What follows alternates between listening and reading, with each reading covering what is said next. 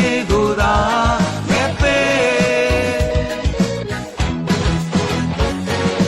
ဒုက္ခတွင်နဲ့ငါနဲ့လောင်ရောက်ခဲ့ပြီးပြီအေးချမ်းချမ်းဘေးမတမ်းမနဲ့နေရန်ချိန်တန်ပြီ